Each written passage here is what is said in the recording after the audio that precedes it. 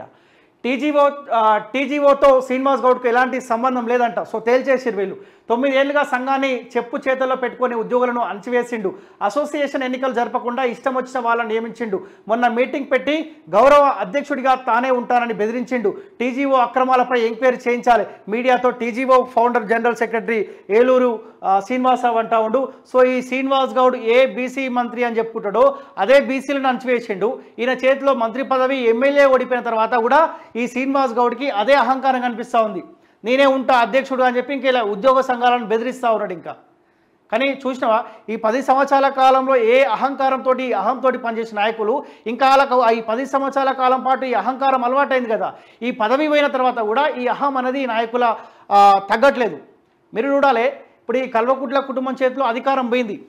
ఈ 10 సంవత్సరాల కాలంలో వీళ్ళు ఒక రాజు తరహాలో రాజు యువరాజు తరహాలో వీళ్ళు రాష్ట్రాన్ని ఏలేరు కాబట్టి అధికారం పోయేసరికి వీళ్ళు ఈ అహంకారం ఇంకా పోతలేదు.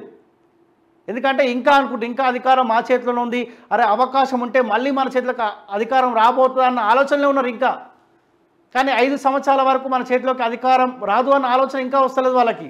కానీ ఇంకా తగ్గాలి. అందుకే అసెంబ్లీలో కూడా రాష్ట్ర ముఖ్యమంత్రి రేవంత్ రెడ్డి గారు అన్నారు, సో ఎట్టి పరిస్థితుల్లో ఈ బీఆర్ఎస్ పార్టీ నేతలని సస్పెండ్ చేయొద్దు. గత ప్రభుత్వం ఎవరైనా ప్రశ్నిస్తే అడ్డుకునే ప్రయత్నం చేస్తే సస్పెండ్ చేస్తూ ఉండే, కానీ ఎట్టి పరిస్థితుల్లో ఆ తప్పిదం మనం చేయొద్దు. ఈ 10 సంవత్సరాల కాలం పాటు ఏ తరహాలో అయితే మనల్ని ఇబ్బంది పెట్టారో వాస్తవాలు అసెంబ్లీ సాక్షి తెలవాలని చెప్పి ఒక మాట ఇచ్చినాడు. సో అదే తరహాలో అసెంబ్లీ 12 గంటలు నడిస్తే 12 గంటలు ఏ ఒక్క బీఆర్ఎస్ పార్టీ సంబంధించిన ఎమ్మెల్యేని కూడా సస్పెండ్ చేయకుండా కుసబెట్టాలి. అట్లనే కుసబెడితే ఆ బాధ, ఆ పేను పేద ప్రజలు ఏ తరహాలో ఇబ్బంది పెట్టని అర్థమయ్యే అవకాశం ఆ నాయకులకు ఉంటుంది. సో ఇది శ్రీనివాస్ గౌడ్ సంబంధించిన ఎపిసోడు.